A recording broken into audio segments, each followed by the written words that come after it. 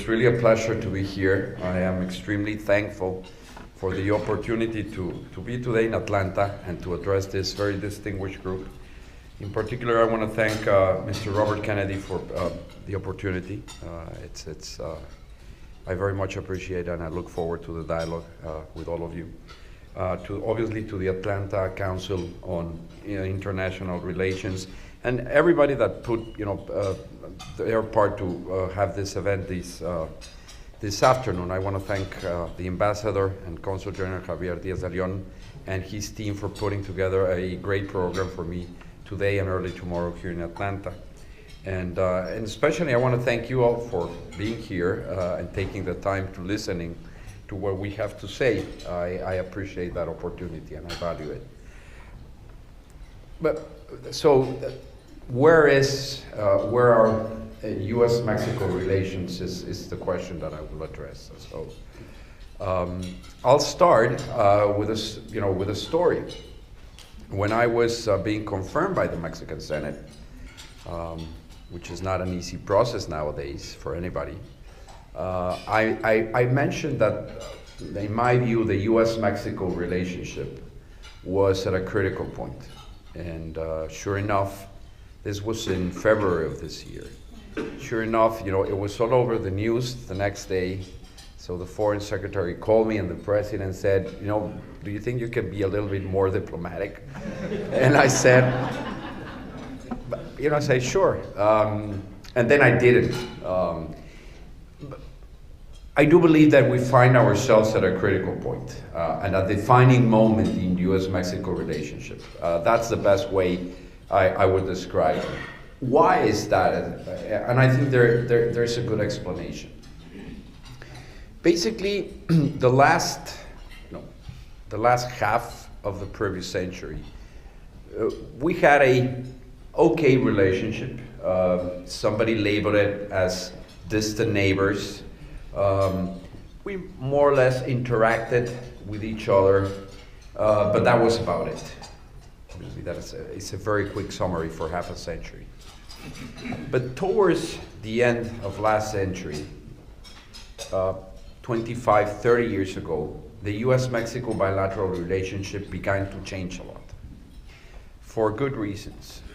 And one of them was obviously that we decided to do a very important trade agreement, a free trade agreement. The other one was that the Cold War ended, and that allowed us to look differently at each other with important geopolitical consequences. Also, there's the fact that Mexican nationals that live in the United States, the number of Mexicans has grown, as all of you know, quite significantly over the past 30 years.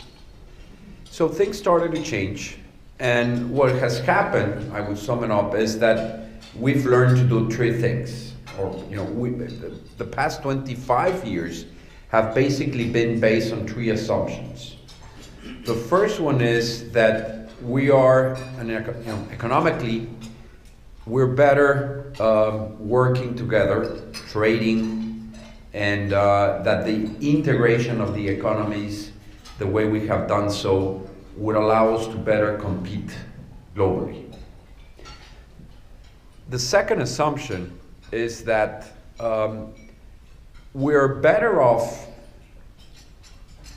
when you talk about security threats, we're better off also talking to each other, exchanging intelligence, and trying to address shared security concerns jointly.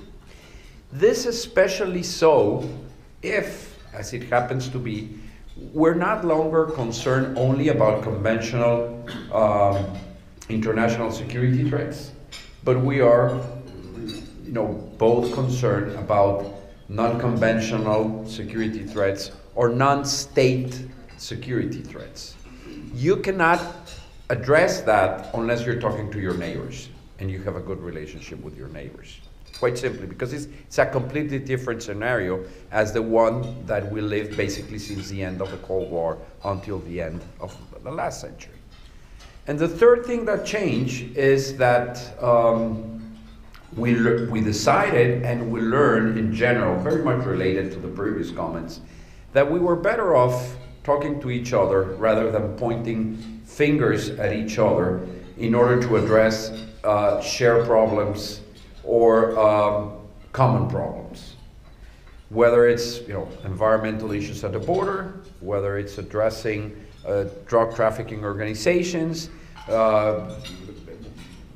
health, whatever we do, by and large, in most cases, we're better off if we talk to each other and we avoid pointing fingers and try to work together. So those were the three assumptions that basically underpin the bilateral relationship for the last 3 decades.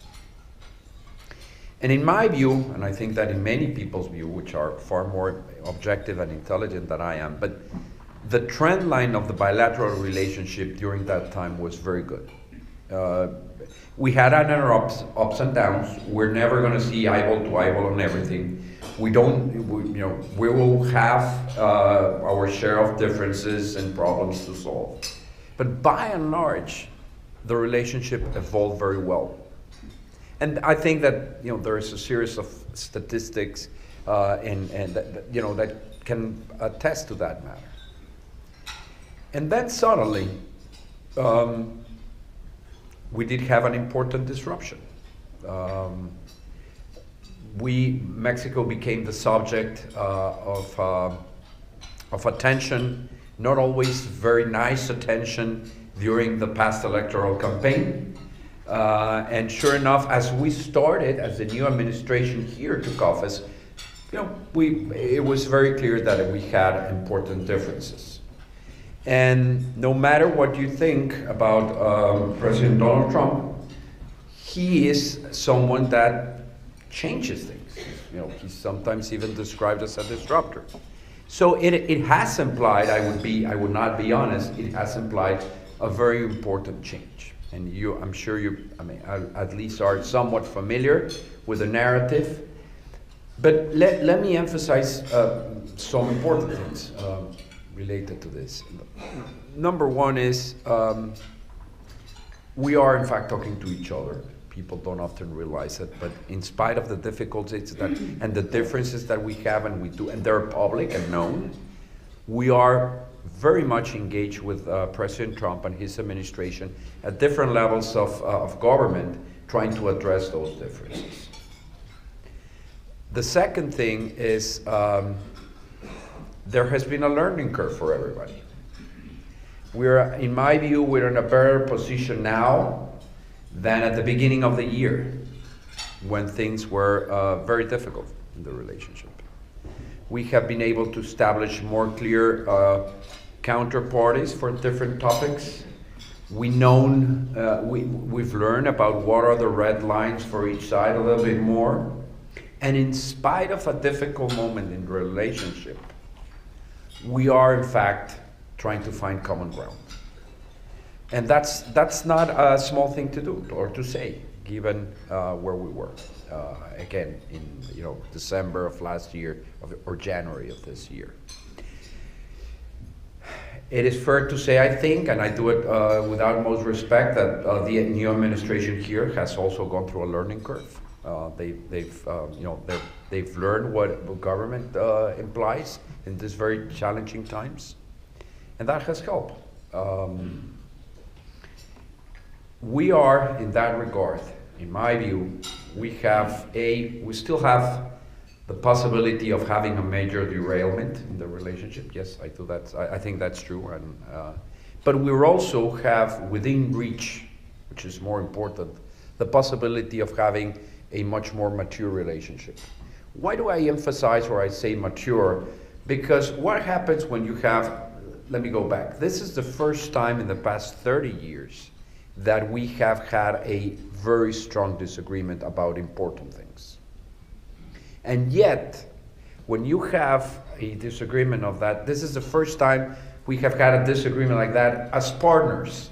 We used to have some before, but as I mentioned, as distant neighbors.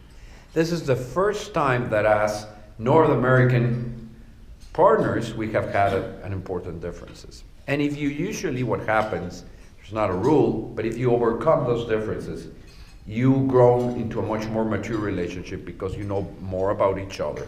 You know you know, the other guy a little bit better, and it usually ends up working well for both sides.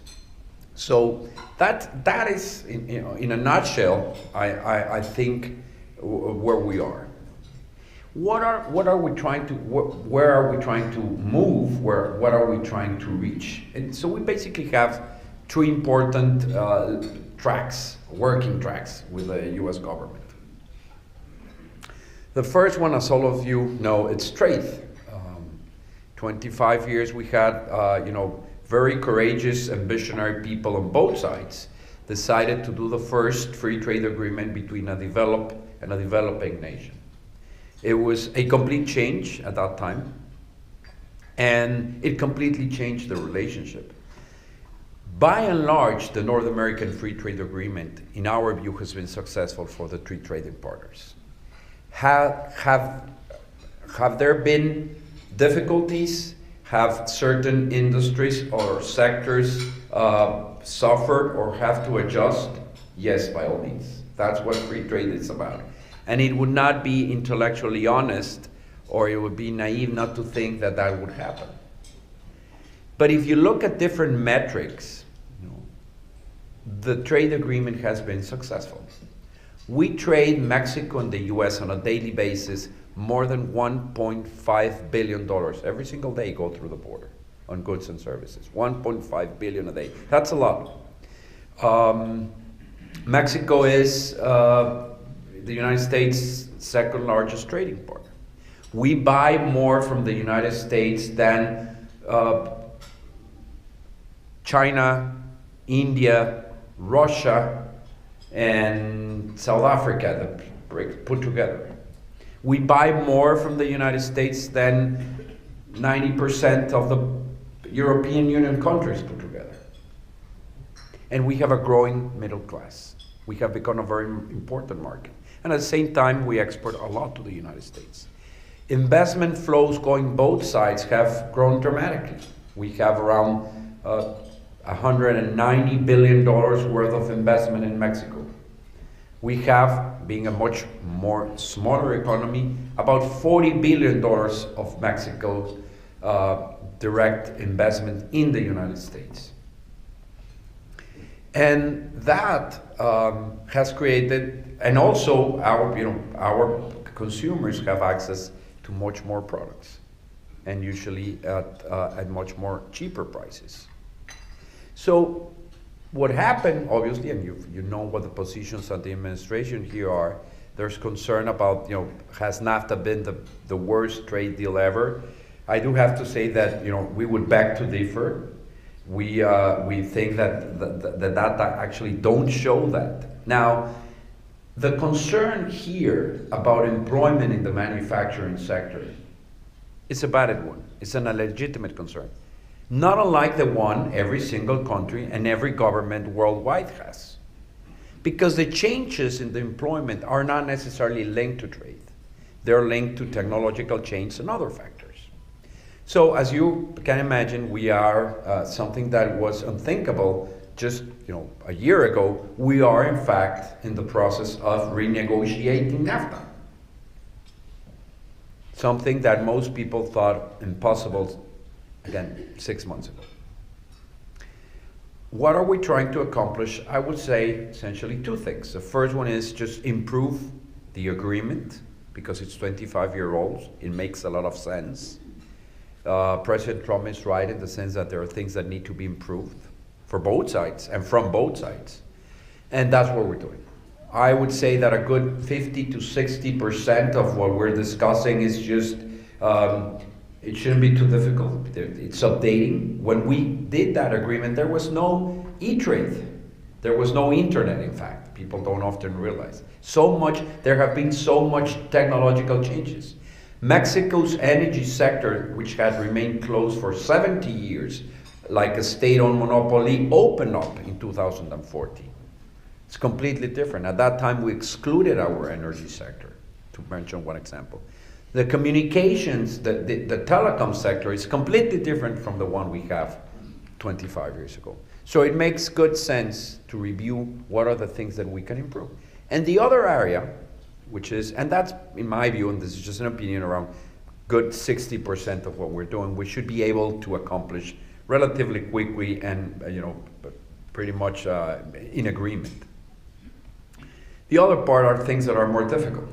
No secret, the administration here has expressed concern about the deficit, the trade deficit. We don't believe that the trade deficit is the right way to measure a trade agreement for several reasons, and there are plenty of people that would share that view in the States, experts and non-experts. If it's an issue of having Mexico try to buy more from the United States, if it's in balance, by all means, let's try to do it, but not restricting trade, but increasing trade. For us, a red line would be, let's go back in the free trade agreement that we have. Let's not restrict trade. That won't help anybody. We need to think about what are the right tools to address those concerns. And just to closing on trade, the important part is that it's not so much anymore about what we trade with each other. It's about what we're producing together throughout North America to export to other regions of the world. And then you have the auto industry, you have the steel industry, which is less integrated, but there's some integration. But a car or a TV will have components that come now from Canada, the United States, Mexico, that they get built in any one of the three countries, consumed in any one of the three countries, and exported elsewhere. It's much more about how are we producing things together. And the competitiveness of North America, of Mexico, is very much linked to the United States, of course, and vice versa. That's what we're trying to accomplish. The second big area is security. And I know there are concerns about security in the southern border and what is going on. And Mexico has, in fact, its share of problems with drug trafficking organizations and other types of transnational organized crime. We do have the share concern on terrorism. But what people don't often realize, I think, is that how much we actually work together to address those things. And I'll give you an example. On a daily basis, Mexico has people from our government in the National Targeting Center in Virginia, and we jointly monitor every single container that's coming to Mexico, Canada, or the United States, every single passenger that comes. We exchange information on a real-time basis. We have logarithms that allow us to identify jointly what would be a concern for either one of the countries. We target those. Our intelligence agencies exchange information on a daily basis. And we have, in that regard, our security concerns will never be perfectly matched because the United States has other type of security concerns, being a global power.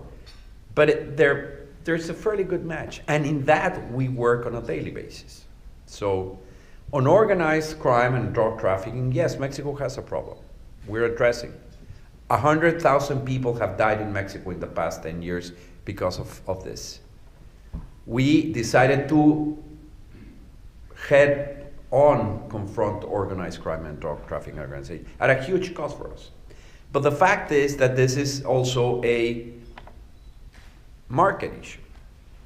We need to address and recognize that we need to tackle demand and supply rather than pointing fingers. That's what we're doing. Just this May, we had a very good meeting with then Secretary of Homeland Security, General Kelly, and Secretary Tillerson, and people from the DEA and the like, and our guys, and we're addressing that together. Is it going to take long to deal with? Yes, it's not an easy task and it's not an easy challenge, but we are working on those things together. And finally, there is the immigration. It's something that has been, around the relationship also for quite some time. So let me just make a few comments about that. The first one, and I'll start there.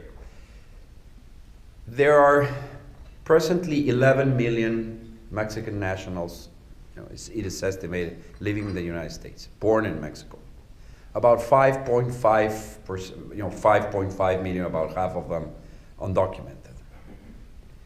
The vast majority of Mexicans that have come to the United States over the last 3 decades did so because they did not find a halfway decent opportunity in their country. And that's not the responsibility of the United States, nor the fault of the United States. We are the ones that should try to do the most, so people that migrate do it not as a result of a forced decision, but like happens in other places as different, demographics, job, family ties, whatever. Mexico, that is not often recognized in Mexico. And it is up to the United States to decide what immigration system works for them, for you. Your institutions, your people, your congressmen will have to decide that. There's also, I would say, hard facts that would point that the United States, because of its demographics and changes in the labor markets, needs certain people to come from other places. And that's why a lot of Mexicans are here working. They're working the fields, they're in the hospitality industry. The problem is that nobody wants this to happen either illegally. Nobody wants, and the Mexican government does not advocate for its citizens to break the laws of any one country, the United States or any other. The question is what Mexico can and must do to improve conditions. That's a discussion that it's valid and needs to take place again. And the other side of the coin is, are there avenues for people that come here, and I'll refer only to Mexicans that come, to do it legally? Let me say that Mexicans don't have a chip implanted in them that says, cross the border, risk your life, risk your children, break the law in the United States and get into. No, that's not it. If there are legal avenues, by and large, they would be used. And if not, people should be, in whatever process, prosecuted. Because that's the way. But they're not. The consensus would tend to be that presently there are not enough legal avenues. And that's the discussion that it's presently taking place right now. So these are the three tracks that we're working on. Let me conclude with two more comments. The first one is, if I would, when I accepted to be ambassador, I obviously accepted because it's an honor to serve as ambassador of Mexico in the United States always, and even more so because precisely the times are really challenging. Most people told me, who did you get mad or what did you do? And the truth is that it's a great honor. I am a firm believer that Mexico and the United States have a great future in many ways together. I am a firm believer that the United States, it is in the best interest of the United States to have a strong and successful Mexico. Exactly the same way as it is for Mexico to have, it is in the best interest of Mexico to have a very strong and very successful United States. And that's why I'm here. That's what we're trying to accomplish in a difficult political scenario. To conclude, the world is, it's a pretty complex place nowadays. You still have the Middle East very much in turmoil. There's still, the European Union is under also a lot of change, or a lot of volatility. The traditional NATO alliance was a backbone of European and American relations, is under a lot of stress. You do have a resurgent Asia-Pacific, a resurgent China that is very competitive economically, politically, even militarily in some ways. So the question is, North America, why complicate things? Given that context, we're doing pretty good. We have our difference, but we should be thankful of what North America is when you look at other places. And we want to keep that way. It's been a pleasure I'm honored to be here with you. It's a pleasure to address you.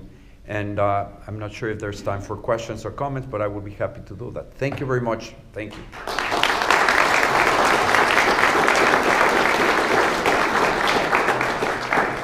I have a microphone, so please raise your hand and I will bring the microphone to you. We have a gentleman back here first.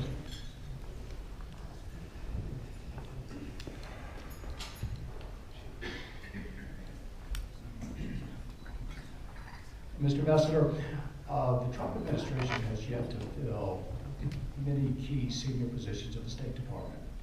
Soon after the inauguration, I think that we pretty much terminated at the undersecretary level, assistant secretary level, deputy assistant secretary level.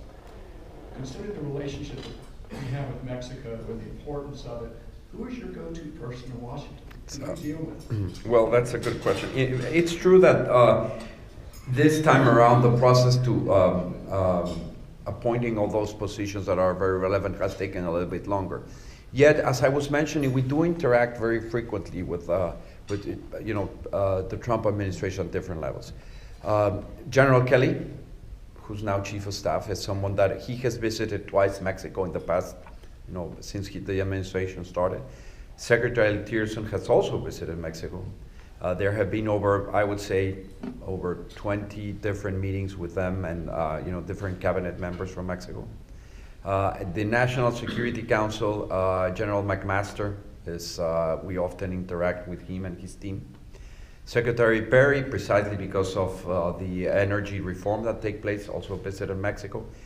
Your own Secretary Sonny Perdue, former governor, is very much engaged with Mexico. He understands, in my view, perfectly well what's at stake in the trade relationship. He gets the ag sector better than nobody. And he's very much working in that regard with us, and with, obviously, from his position. We're not leaving any stone unturned. We really want to make this work. But the narrative has been difficult. I agree. And, it's public. Some tweets have been rather difficult in Mexico. But yet we are on the day-to-day. We are trying to solve, and we communicate frequently.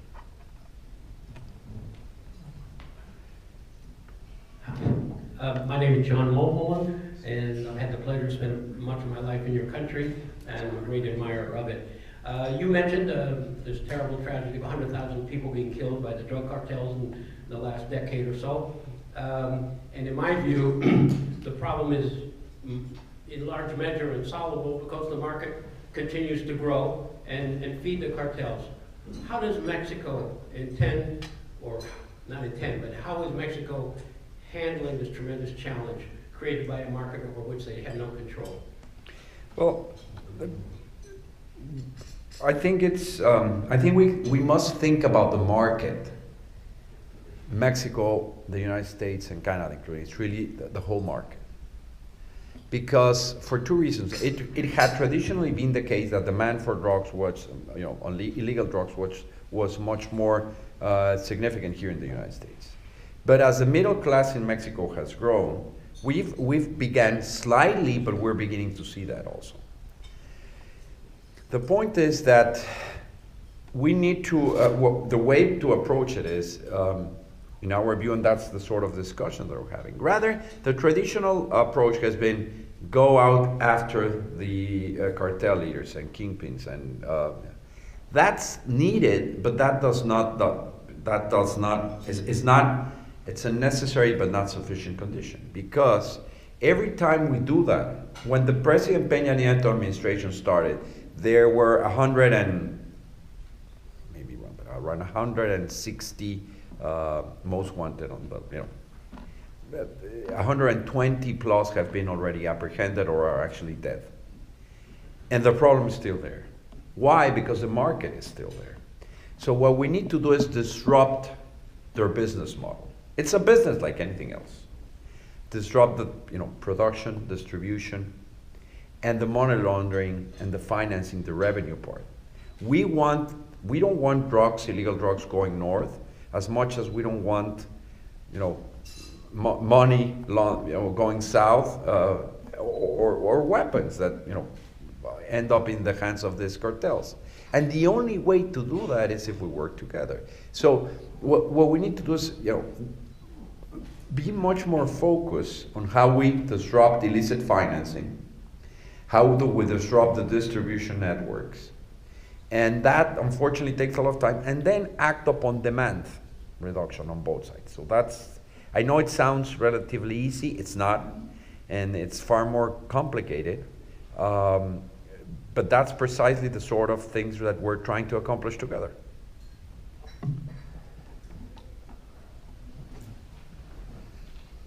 Yes, Ambassador. I have a question. I worked extensively in Mexico as a consultant to McDonald's Corporation. So I had an opportunity to see what a good relationship is between Mexico and the United States as far as the franchises go. And I guess what I'm asking you is this. I haven't been back to Mexico in quite a long while on that, but how has this impacted the types of franchise relationships, commercial relationships with this present administration? You mean in the how does the present context has impacted that? Yes. Oh, let me try to answer that as best as possible. Well, let me start with the following. I mean, even though there is a lot of resiliency in the U.S.-Mexico relations simply by the fact of what the private sector does on both sides, and the fact that there's a lot of interaction between all levels, state governments, they don't often wait for the federal government to give them their guide. They're all moving, doing business together. There's a lot of resiliency. Having said that, even in the present circumstances, but having said that, three things I think have happened. The first one is there is a deterioration on public opinion on both sides about what we think and what the average American and the average Mexican thinks of the United States and Mexico. And that, I think, it's not a good idea. It's not a good thing to do. In Mexico, there's a poll that gets conducted every year by a very reputable institution that measures how Mexicans see the United States. And good enough, one of the questions is, do you trust the United States? And there have been, in fact, people that have similar polls here in the States that show pretty much the same results. The number of people Mexicans living in Mexico that distrusted the United States had been consistently decreasing for the past 12 years. We were, I think, at 11% in October of last year. We went from 11 to 44 in 3 months. That may be important for some people, it may not be, but it shows that and the same probably happens here. Mexico has been the subject of, a harsh environment also. And I think that does affect the relationship overall. There's less travel going on. Simply, Mexicans like coming and going to the United States to Disneyland, and some Americans at least try to travel to Mexico City and like to travel to Mexico City and try to visit Cancun. Or there's less travel. It's not an ideal environment. The second thing is that there's a lot of investment that it's detained on both sides because of the uncertainty. So many people, so many firms now do cross-border or work, do business on both countries, and their planning horizons are much more long-term. So they are investment in Mexico is, at least in some ways, in hold, and also in the United States. I've talked to some firms in the United States that whose revenues depending some way or another what happens in Mexico, they're not investing also. So that I think that doesn't help anybody. That is also going on. And the most important part, and I'll conclude, is that for the last 25 years, governments of Mexico of different parties, of two different parties, since the year 2000, I would say even since 94 or earlier, the 90s, have been telling Mexicans, the United States is our partner. We really need to work with these guys. We can do a lot of things together. We're going to do a free trade agreement. We're going to do joint partnerships in a lot of things. This is the right way to go. This is the model. And then suddenly you have your partner or your neighbor saying, guess what? I don't want to be anymore your partner. Mexicans say, but you told me that was the right way to go, no? That is taking a toll. And I'm not trying to be melodramatic. I'm just saying, I do hope from bottom of my heart, because I believe in the United States and the relationship with Mexico, that this gets turned around. And there are a lot good people on both sides trying to make the best efforts to see that happen. Mr. Ambassador, my name is Jaime Martinez, also from Mexico.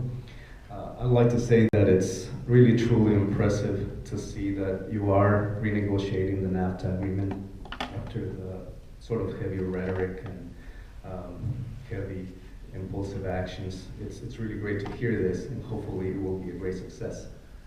I would like to know if the government of Mexico is also looking to make trade agreements, free trade agreements with other countries in the world. That's a very good question. Actually, people don't realize, but Mexico's perhaps the most open nation in the world to trade. We have trade agreements with over 46 free trade agreements with over 46 nations. The whole European Union, North America, some with Japan, a free trade agreement with Japan, with half of Latin America, and we have other types of trade agreements, not fully with most of Latin America. So, and we're in fact negotiating improvements to several of them. And quite frankly, because we cannot sit idle if this doesn't work. The old saying, you don't put all your eggs in one basket. And let me just give you an example of what do I mean. Mexico buys most of the exporting grain that comes from the Midwest of the United States. Corn, soybean, wheat, a lot of products. And we export avocados.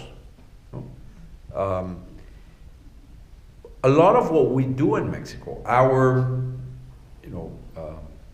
food security in a sense, depends on those imports. So given where we are, we have to start looking at possible agreements with Brazil, with Argentina, to substitute that, because if this doesn't work, we need those products. Wonderful people, and I'm so glad they're here. But I'm a little worried that you don't have those people back in your country who are able to build a middle class because they're coming here. And I wonder if anybody ever talks about that. The second thing is, so much money that the Hispanics are being paid goes back to the various Hispanic countries, including Mexico. And this has nothing to do with the balance of trade. This is not accountable money. We can't tell exactly how much it is. But it's billions of dollars that were in the United States that are not working in the United States. They're going to support, in some case, on a minimal level, the families back in Mexico. And it does hurt our country. It does hurt our ability to produce and function with all this money going overseas. Let me try to, on the first part of your question, or your comment, yes, a lot of bright people from Mexico have ended up in the United States. That's our loss, your gain. Let me put up a very vivid example that it's currently, the so-called dreamers or DACAs, or DACA beneficiaries. These are young men and women that came documented to the United States, brought by their parents, ages from months to 5 years and they have had to live in some way under the shadows here, succeed, and many of them are engineers, lawyers, doctors, everything. And by and large, they are hardworking people, law-abiding, hardworking people. And the vast majority of them don't even speak Spanish. 79% of them came from Mexico. They don't speak Spanish. So if they go back to Mexico, they don't even it's a country that it's somewhat far from what they lived for the past 30 to 35 years. No? And if that happens, again, that will be our gain, your loss. Because it would be a free transfer of human capital back to Mexico. But the truth is that they don't want to go back to Mexico, because they've grown as pretty much every other kid here in the United States, and this is their country. For them, this is their country. As Mexico's government, we have an obligation, both moral and legal, to try to do everything we can that happens. But they've lived here and grown side by side in regular communities throughout the United States. That's a very good example with us. When I mentioned that we need to do everything on our side so people are not forced. If somebody wants to go elsewhere, well, I think that's, it's an individual decision. But they should not be forced because they could not find an opportunity in Mexico. And that is our own responsibility. The government is doing in education, in health, in infrastructure, everything we can. And I think, quite frankly, we have improved a lot throughout this past 25 years. We still have a lot of challenges, but there's a lot of improvement. Now, on the money, those are simply wages. The other thing we need to consider is that nowadays, young people, the so-called millennials, they might live a part of their lives in Asia, and they might live a part of their lives in Atlanta, and it's a different thing. And so you're going to see a lot of people that are sending money, remittances. In the end, in my view, they're just their wages. That the United States is not affected by the fact that they send them. It's their money. They work for it, and they don't. They send a fraction of it. By and large, they do a lot of things here, and yes, it helps in Mexico, obviously, because they help with their families. But those are their wages. At the beginning, there were some discussions about taxing, restricting those. Far too many people, not even us, from the private sector here in the States have, approached the administration, say, that's not a good idea, that's not the right way to go. And I think that, thankfully, that anything with that regard has been discarded. Again, thank you very much. It's a privilege to be here.